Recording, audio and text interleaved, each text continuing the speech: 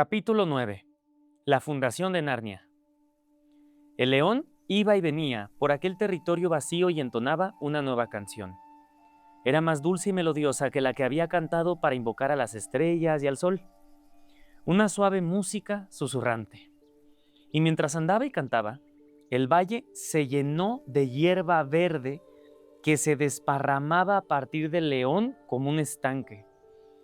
La hierba ascendió por las faldas de las pequeñas colinas como una oleada, y en pocos minutos trepaba ya por las laderas inferiores de las lejanas montañas, convirtiendo aquel mundo joven en algo cada vez más mullido.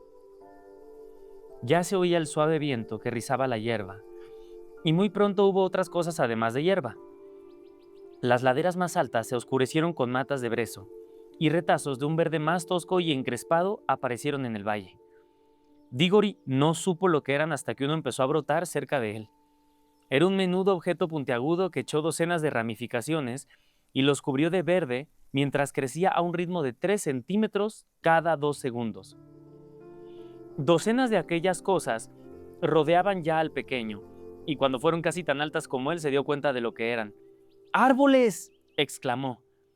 Lo fastidioso de aquello, tal como dijo Polly después, era que no te dejaban tranquilo para que pudieras observarlo. Justo mientras decía ¡árboles!, Diggory tuvo que dar un salto porque el tío Andrew había vuelto a acercársele furtivamente y se disponía a hurgar en su bolsillo. Aunque poco provecho habría sacado de haber tenido éxito, pues apuntaba al bolsillo derecho porque pensaba aún que los anillos verdes eran de regreso a casa. De todos modos, Diggory no deseaba perder ni unos ni otros. «¡Detente!», dijo la bruja. «¡Retrocede! No, más atrás. Si alguien se acerca a más de 10 pasos de cualquiera de los niños, le abriré la cabeza». Balanceaba en la mano de la barra de hierro que había arrancado del farol, lista para lanzarla, y sin saber por qué, nadie dudó de su buena puntería. «Vaya», siguió, «así que estabas dispuesto a regresar a escondidas a tu mundo con el niño y dejarme aquí». El mal genio del tío Andrew finalmente pudo más que sus temores. «Pues sí, señora», declaró, «sin lugar a dudas, estaría en mi perfecto derecho de hacerlo. He sido tratado de un modo de lo más vergonzoso y abominable.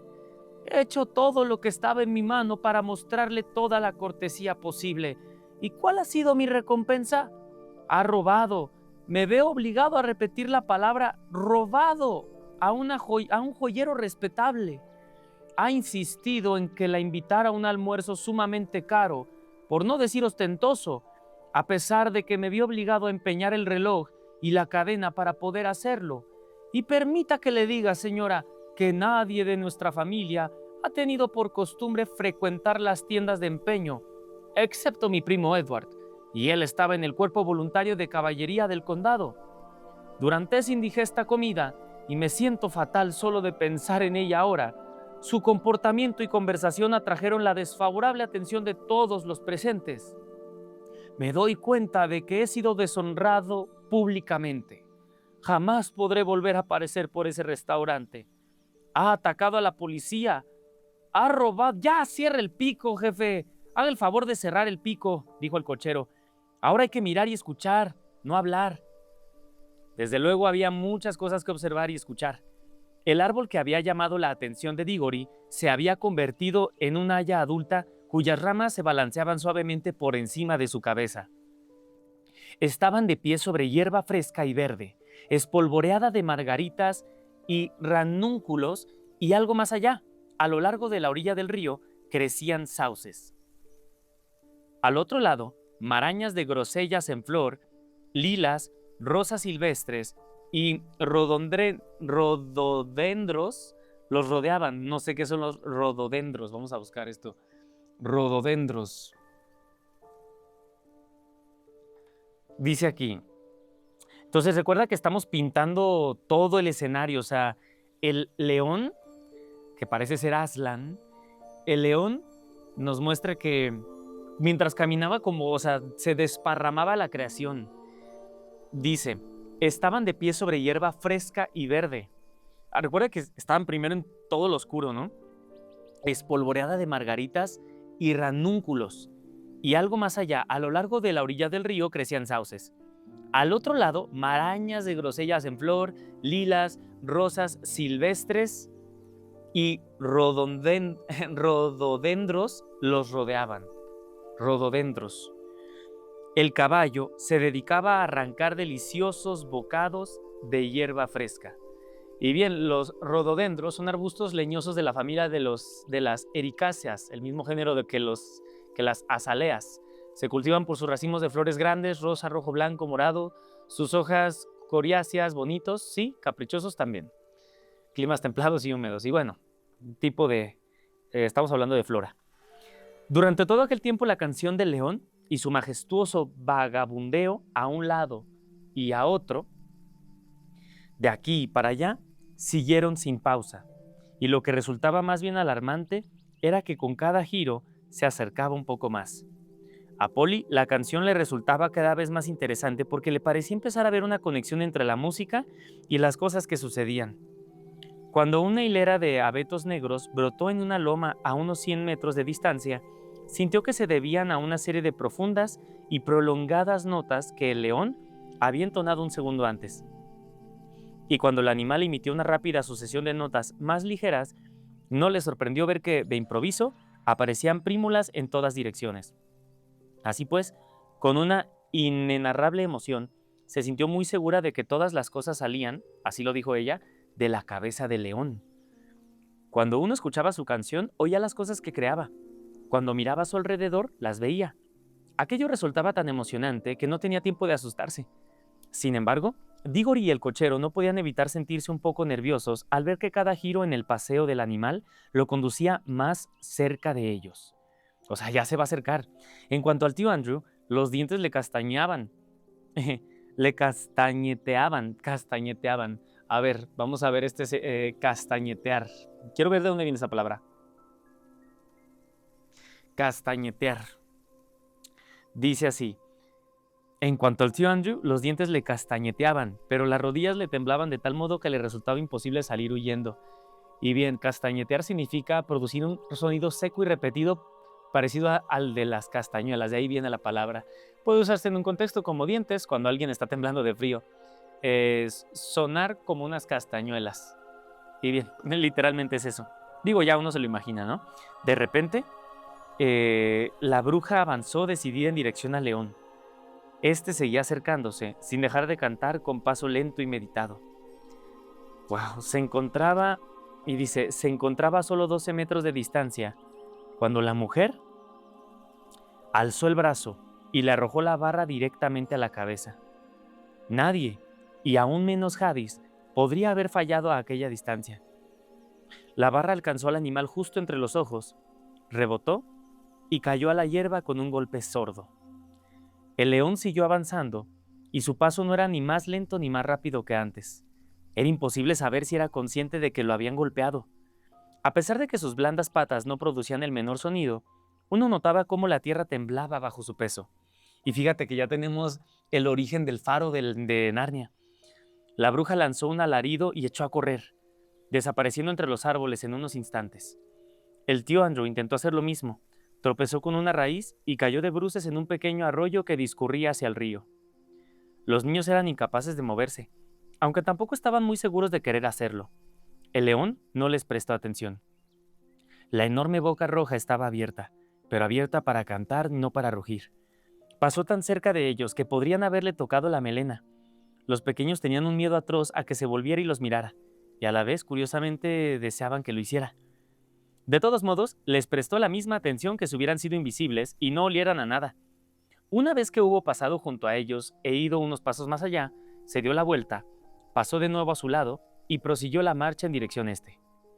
El tío Andrew, entre toses y farfulleos, se puso en pie. «Bien, Diggory, nos hemos librado de esa mujer y ese horrible león se ha ido. Dame la mano y ponte el anillo inmediatamente». «No me toques», dijo Diggory apartándose de él. «Mantente alejada de él, Polly. Ven aquí, a mi lado. Te lo advierto, tío Andrew, no te acerques ni un paso más o desapareceremos». «Haz el favor de obedecer, señorito. Eres un niño sumamente desobediente y maleducado».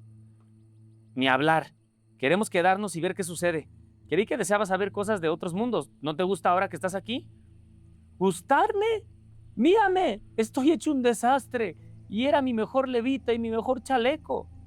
Desde luego, en aquellos momentos su aspecto era horrible. Por supuesto, cuanto más elegante se viste uno, peor aspecto tiene después de haberse arrastrado fuera de un coche de caballos hecho trizas y de haber caído en un arroyo, en un arroyo cenagoso. No estoy diciendo, añadió, que este no sea un lugar de lo más interesante.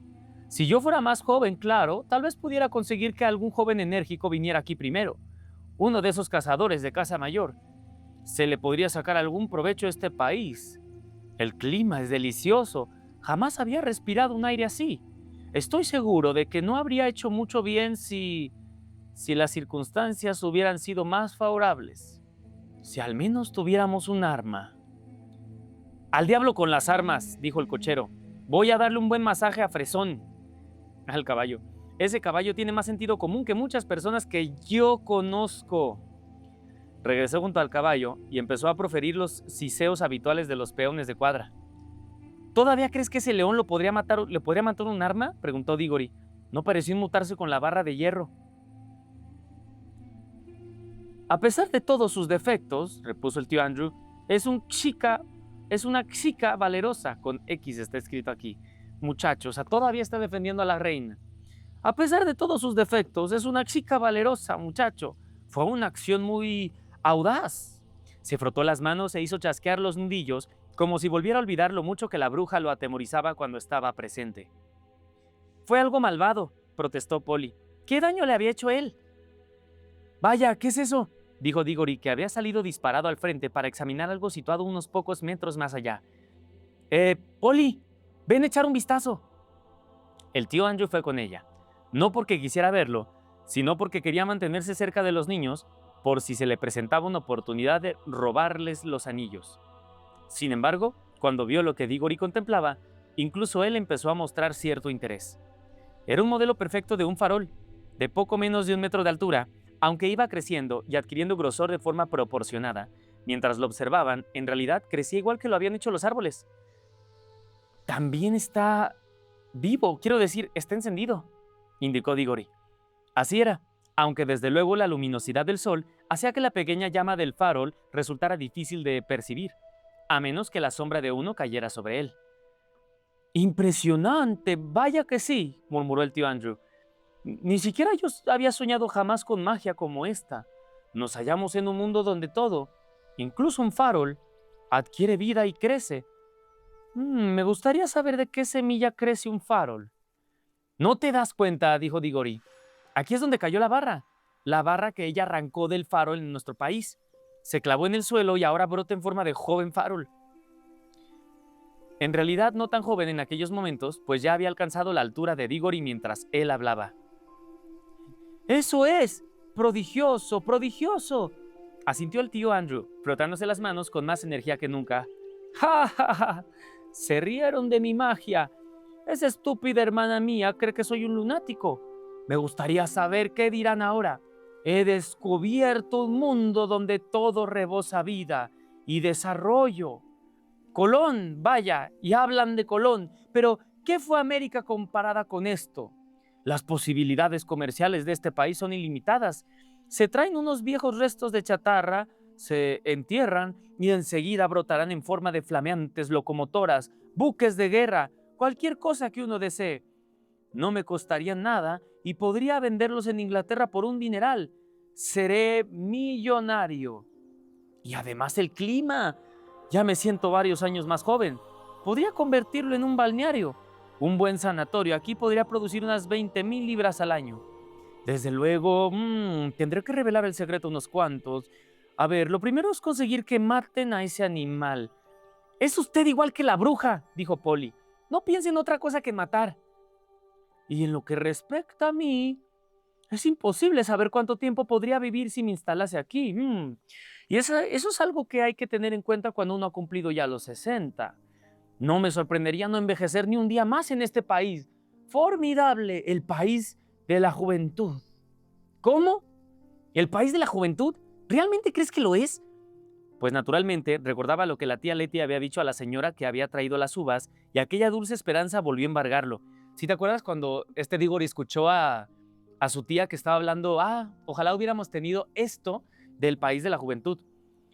Tío Andrew, dijo Diggory, ¿crees que aquí hay algo que pueda curar a mi madre? ¿De qué hablas?, replicó él. Esto no es una farmacia. Pero, tal como decía, mi madre te importa un comino, le espetó Diggory con rabia. Pensaba que te importaba. Al fin y al cabo es tu hermana, además de mi madre. Bueno, me da igual, pienso ir a preguntarle al león en persona si puede ayudarme. Dio media vuelta y se alejó a un buen paso. Polly aguardó unos instantes y luego fue tras él. ¡Detente! ¡Regresa! ¡Este chico se ha vuelto loco! El anciano siguió a los niños a una distancia prudente, pues no deseaba alejarse demasiado de los anillos verdes ni acercarse en exceso al león. En unos minutos, Diggory llegó al límite del bosque y se detuvo allí. El león seguía cantando, pero la canción había vuelto a cambiar. Era mucho más parecida a lo que llamaríamos una melodía, pero también era mucho más desenfrenada. Hacía que se quisiera correr, saltar y trepar. Hacía que entraran ganas de gritar. Hacía que hacía que se deseara correr hacia otras personas, así, abrazarlas o pelearte con ellas. Hizo que el rostro de Diggory se sonrojara y también que se acalorara.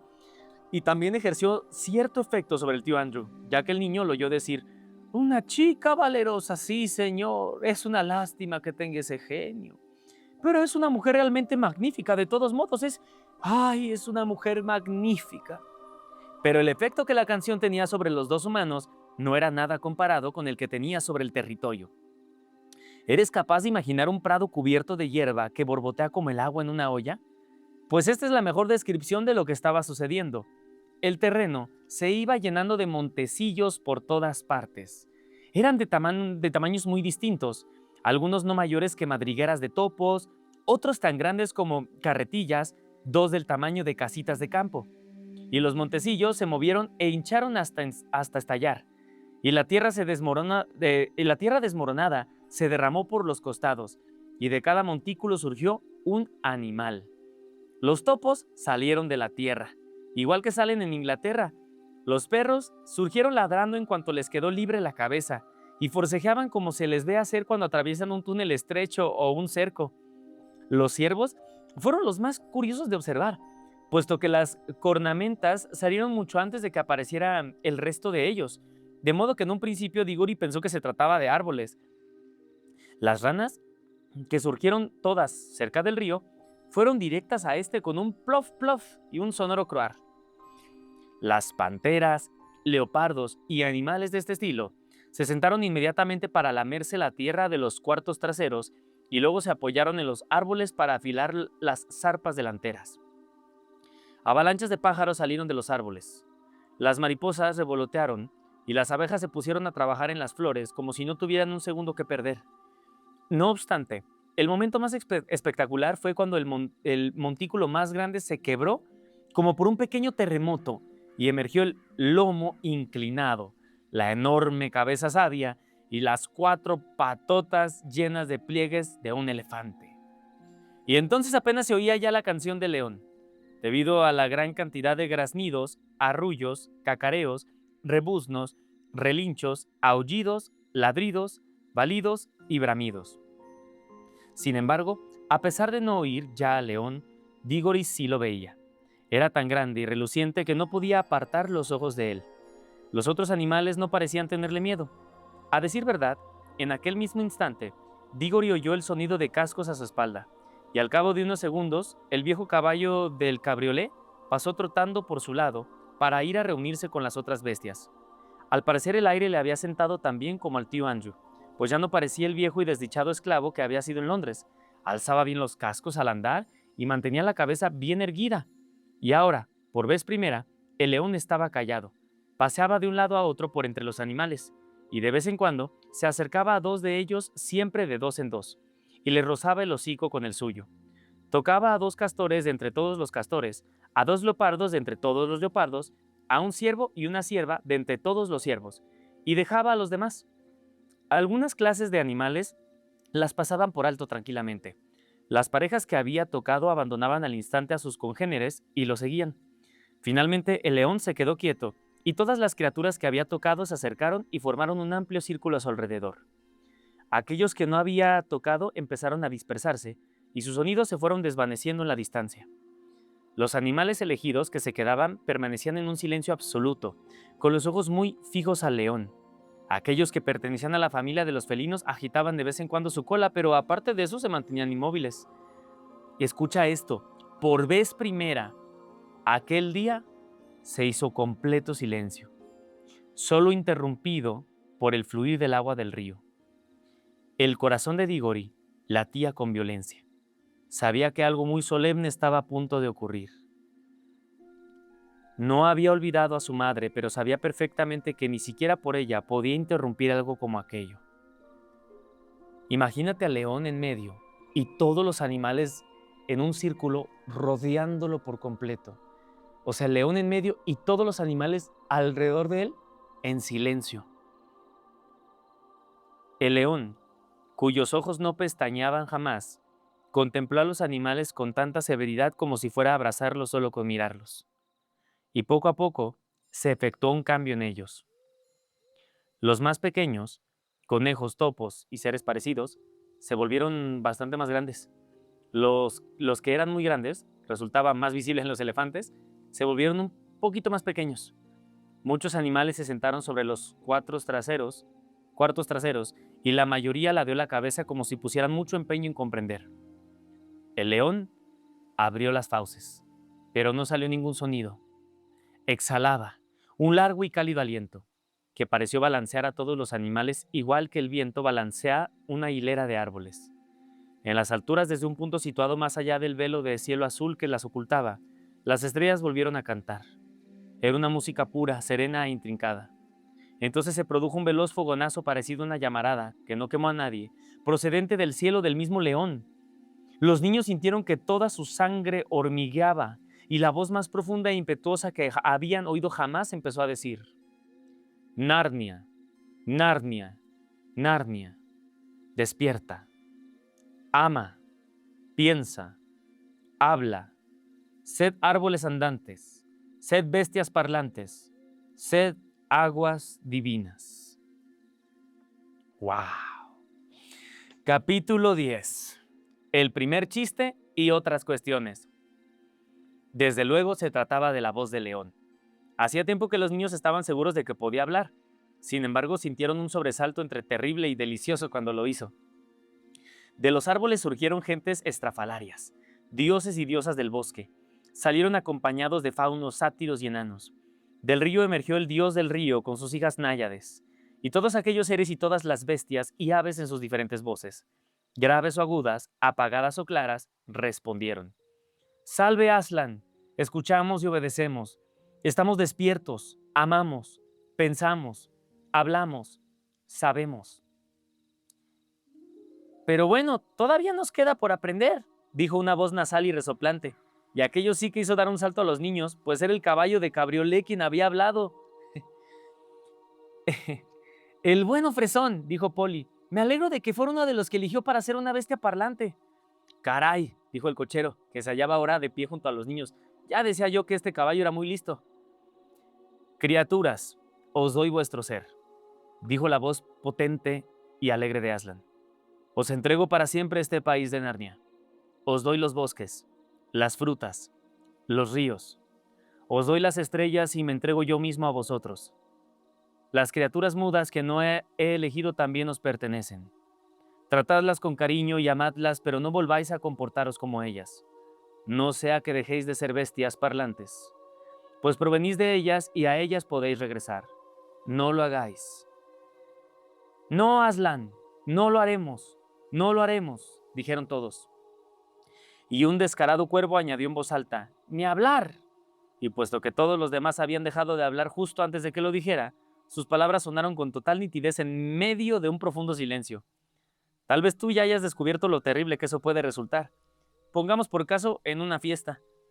El cuervo se sintió tan avergonzado que ocultó la cabeza bajo el ala como si fuera a dormirse, en tanto que los demás animales emitían varios ruiditos curiosos que eran sus distintos modos de reír, y que desde luego nadie ha oído jamás en nuestro mundo. Al principio intentaron contener la risa, pero Aslan dijo: Reíd y no temáis, criaturas. Ahora que ya no sois mudas ni necias, no tenéis por qué mostraros siempre solemnes, pues los chistes, igual que la justicia, van unidos al habla. Así pues todos los animales y seres fantásticos se relajaron. Y fue tal el júbilo que el cuervo reunió valor suficiente de nuevo y se encaramó a la cabeza del caballo del cabriolé entre sus orejas.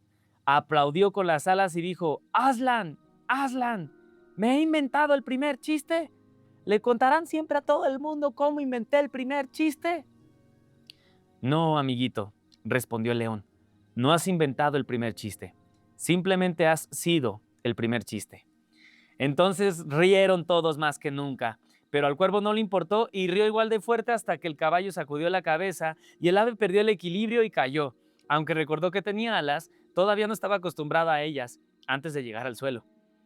Así pues, Narnia queda establecida. Ahora debemos pensar en mantenerla a salvo. Convocaré a algunos de vosotros a mi consejo. Venid acá conmigo, jefe enano, y tú, dios del río, y tú, roble, y tú, búho, y los dos cuervos y el elefante. Debemos hablar. Pues aunque el mundo no tiene ni 5 horas de vida, una criatura malvada ha entrado ya en él. Las criaturas que había nombrado se adelantaron y el león marchó en dirección este con ellas. Las otras se pusieron a hablar, diciendo cosas como: ¿qué ha dicho que había entrado en el mundo? Una criatura malvada. ¿Pero qué es una criatura malvada? No, no ha dicho malvada, sino una criatura avalada. Pues ni qué es eso. Oye, dijo Digor y Apoli, tengo que ir tras él, tras Aslan. Quiero decir, el león. Debo hablar con él. ¿Crees que podamos? Yo no me atrevería, dijo Polly. Es que debo hacerlo. Se trata de mi mamá. Si alguien puede darme algo que la cure es él. Voy con vosotros, ofreció el cochero. Me ha caído bien, y no creo que las otras bestias vayan a atacarnos. Y quiero hablar con el viejo fresón. Así que los tres avanzaron con osadía, o más bien con tanta osadía como fueron capaces, en dirección a la asamblea de animales. Las criaturas estaban tan ocupadas conversando entre ellas y trabando amistad que no se dieron cuenta de la presencia de los 3 seres humanos hasta que estos estuvieron muy cerca. Tampoco oyeron al tío Andrew, que estaba de pie temblando en sus botines a bastante distancia y gritaba, aunque no muy convencido: «Diggory, regresa, regresa inmediatamente cuando te lo ordenan. Te prohíbo que des un paso más». Cuando por fin se encontraron justo en medio de los animales, estos dejaron de hablar y los miraron con asombro. «Bien», dijo finalmente el castor macho. «¿Qué son estas cosas? Por el amor de Aslan». «Por favor», empezó a decir Diggory casi sin resuello, cuando un conejo intervino diciendo: «Son una especie de lechugas gigantes, o eso creo yo». No somos lechugas. De verdad que no», se apresuró a asegurar Polly. «No tenemos buen sabor». «Vaya», dijo el topo, «pueden hablar. ¿Quién ha oído hablar jamás de una lechuga parlanchina?» «A lo mejor son el segundo chiste», sugirió el cuervo. Una pantera que estaba lavándose la cara paró por un momento para decir: «Bueno, pues si lo son, no son ni la mitad de buenos que el primero. Al menos no veo nada divertido en ellos».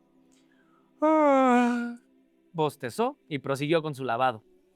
«Por favor», suplicó Diggory, «tengo muchísima prisa, quiero ver a León». Mientras ellos hablaban, el cochero intentaba llamar la atención de Fresón hasta que finalmente la consiguió. «Hola, Fresón, viejo amigo», dijo. «Tú me conoces, no te quedes ahí como si no supieras quién soy». «¿De qué habla esa cosa, caballo?», preguntaron varias voces. «Sí, ¿quién es? ¿Qué está diciendo? ¿De qué habla?» «Bueno», dijo Fresón muy despacio, «no lo sé exactamente. Creo que a muchos de nosotros todavía nos queda mucho por aprender, pero tengo una vaga idea de haber visto algo parecido. Me da la sensación de haber vivido en otro lugar o haber sido otra cosa antes de que Aslan nos despertara a todos hace unos minutos. Está todo muy confuso, es como un sueño, pero en él había cosas similares a estos tres». «¿Qué?», exclamó el cochero. «¿No me conoces? Yo, que te daba una papilla de salvado caliente las noches que estabas alicaído. Yo, que te cepillaba bien. Yo, que nunca olvidaba ponerte la manta cuando hacía frío. Nunca lo hubiera dicho, Fresón». «Ahora empiezo a recordar», dijo el caballo pensativo. «Sí, deja que piense. Sí, solías atar una horrible cosa negra a mi espalda y luego me pegabas para que corriera, y por muy lejos que llegara esa cosa negra venía siempre traqueteando detrás de mí. Había que ganarse el pan, ¿sabes?», respondió el cochero. «Tú y yo, los dos. Y sin trabajo ni látigo no habría habido establo ni heno ni papilla de salvado y tampoco avena. Porque a ti te gustaba la avena. Nadie lo va a negar». «¿Avena?», dijo el caballo. irguiendo las orejas. Sí, recuerdo vagamente, sí. Empiezo a recordar cada vez más cosas. Siempre estaba sentado muy erguido en algún lugar detrás de mí y yo siempre corría adelante, tirando de ti y de la cosa negra. Sé que yo hacía todo el trabajo. En verano, lo admito, respondió él. Trabajo abrasador para ti y un asiento fresco para mí, pero ¿qué hay del invierno? Cuando tú te mantenías caliente y yo estaba sentado allá arriba con los pies como témpanos de hielo, la nariz enrojecida por el viento helado y las manos tan agarrotadas que apenas podía sujetar las riendas. Era un país duro y cruel, dijo Bresson. No había hierba, todo eran piedras duras. ¿Qué razón tienes, compañero?, asintió el cochero. El mundo es duro. Siempre he dicho que los adoquines no son buenos para los caballos, pero así es Londres, ya lo creo. A mí me gusta tan poco como a ti. Tú eres un caballo de campo y yo era un hombre de campo. Hasta cantaba en el coro. Ya lo creo que sí, pero en el campo no podía ganarme la vida. Basta, por favor, intervino Diggory. ¿Podríamos seguir? El león se aleja cada vez más y es urgentísimo que hable con él. Mira, fresón, dijo el cochero, el joven está preocupado porque necesita hablar con el león. Ese al que llamáis Aslan. ¿Por qué no lo dejas montar sobre tu lomo, cosa que él agradecerá muchísimo, y lo llevas trotando hasta el león, y la jovencita y yo os seguiremos a pie? ¿Montar?, inquirió el animal. Ahora recuerdo, significa sentarse sobre mi lomo. Recuerdo que había un pequeño de 2 patas como tú que lo hacía mucho tiempo atrás. Acostumbraba a darme pequeños terrones cuadrados de una sustancia blanca. Tenían un sabor maravilloso, más dulce que la hierba. Debía ser de azúcar, dijo el cochero. Por favor, fresón, rogó Diggory. Deja que me suba. Llévame hasta Aslan. Bueno, no me importa, respondió el caballo, pero solo una vez. Sube. Buen chico, fresón, dijo el cochero. Vamos, jovencito, te echaré una mano. Diggory no tardó en estar instalado sobre el lomo del animal y bastante cómodo. Además, pues ya había montado sin silla antes en su pony. ¡Arre, fresón!, indicó. ¿No tendrás por casualidad un poco de esa sustancia blanca, supongo?, inquirió Fresón. No, me temo que no. Bueno, ¿qué le vamos a hacer?, respondió él y se pusieron en marcha. En aquel momento, un enorme bulldog que había estado olisqueando y mirando con suma atención dijo: «Mirad, ¿no hay ahí otra de esas criaturas curiosas? Ahí, junto al río, bajo los árboles». Entonces todos los animales miraron y vieron al tío Andrew, de pie, muy quieto entre los rododendros y confiando en que nadie advirtiera su presencia. «¡Vamos!», dijeron varias voces, «vayamos a averiguar». Así que mientras Fresón se alejaba trotando a buen paso con Diggory en una dirección, con Polly y el cochero siguiéndoles a pie, la mayoría de las criaturas corrieron hacia el tío Andrew entre rugidos, ladridos, gruñidos y otros ruidos que indicaban un alegre interés. Ahora debemos retroceder un poco y explicar cómo había interpretado toda la escena el tío Andrew. Esta no le había producido la misma impresión que al cochero y a los niños, pues lo que uno ve y oye depende en gran medida del lugar donde esté, y también depende de la clase de persona que uno sea. Vamos a leer esto otra vez. Esta no le había producido la misma impresión que al cochero y a los niños, pues lo que uno ve y oye depende en gran medida del lugar donde esté, y también depende de la clase de persona que uno sea. Desde el momento en que habían aparecido los animales, el tío Andrew había ido retrocediendo más y más hacia el interior del bosquecillo. Los observaba con suma atención, pero lo que atraía su interés no era ver lo que hacían, sino vigilar por si se abalanzaba sobre él. ¡Wow! Al igual que la bruja, era sumamente práctico. No se dio cuenta de que Aslan elegía una pareja de cada clase de animales. Todo lo que vio o creyó ver fue a un montón de peligrosos animales salvajes que deambulaban de modo impreciso y no dejó de preguntarse por qué los otros animales no huían del enorme león. Cuando llegó el gran momento y las bestias hablaron, no se enteró de absolutamente nada.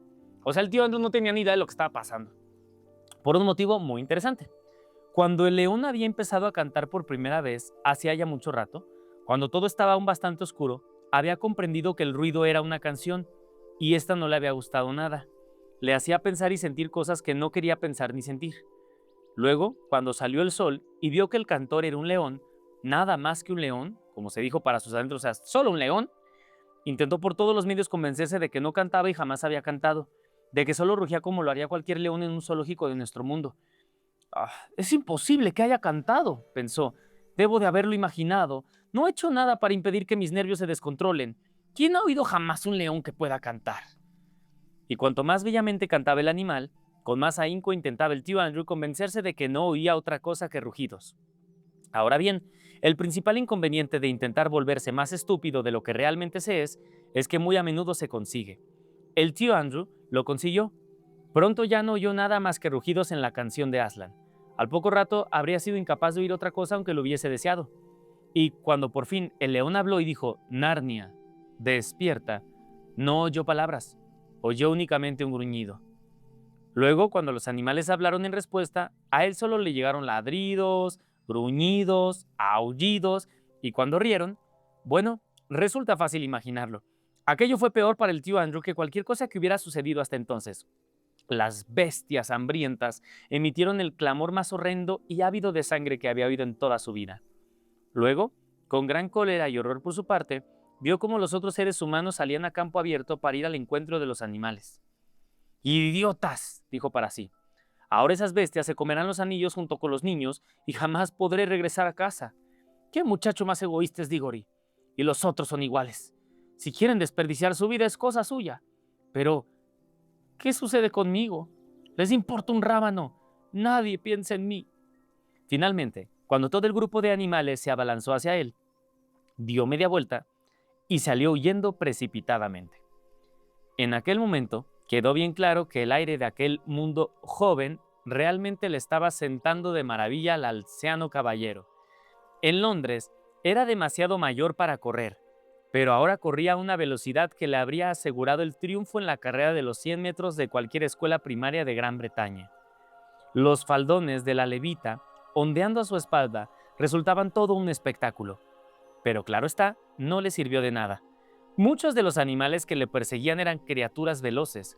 Era la primera carrera que habían hecho en sus vidas y todos ansiaban hacer uso de sus nuevos músculos. ¡Tras él! ¡Tras él! ¡Tras él! ¡A lo mejor es esa criatura malvada! Y otros, ¡vamos! ¡Sí, vamos! ¡Vamos! ¡Vamos! ¡Vamos a la carrera! ¡Cortadle el paso! ¡Rodeadlo! ¡Seguid! ¡Hurra! Y en pocos minutos algunos de ellos lo adelantaron. Luego se colocaron en fila y le cerraron el paso. Otros lo rodearon por detrás. Mirara donde mirase, todo le producía pavor. Las cornamentas de alces enormes y el inmenso rostro de un elefante se alzaron amenazadores sobre su persona. Pesados y serios osos y jabalíes gruñeron a su espalda. Y leopardos y panteras de mirada insolente y expresiones sarcásticas, en su opinión, lo contemplaron fijamente y menearon la cola. Lo que más le impresionó fue la cantidad de fauces abiertas. Los animales en realidad habían abierto las bocas para jadear, pero él pensó que lo habían hecho para devorarlo. El tío Andrew se detuvo tembloroso y balanceándose de un lado a otro. Para empezar, jamás le habían gustado los animales, pues por lo general le inspiraban temor. Y desde luego, años de crueles experimentos con animales le habían hecho odiarlos y temerlos aún más. «Bien, señor», dijo el bulldog en tono práctico. «¿Es usted animal, vegetal o mineral?» Eso fue lo que dijo realmente, pero todo lo que el tío Andrew oyó fue grrr, grrr. Y bueno, aquí termina el capítulo. Yo pensé que íbamos a seguir con más. Pero sí, o sea, todo lo que oyó el tío Andrew fueron puros ladridos y nada más. Bueno, espero te haya gustado mucho este episodio. Nos vemos en el siguiente. Muchas gracias y que Dios te bendiga. Gracias. Si te gusta este trabajo, me encantaría que dejaras un comentario, que te unieras a los miembros exclusivos del canal para poder tener acceso a más libros. Muchas gracias y que Dios te bendiga. Hasta luego.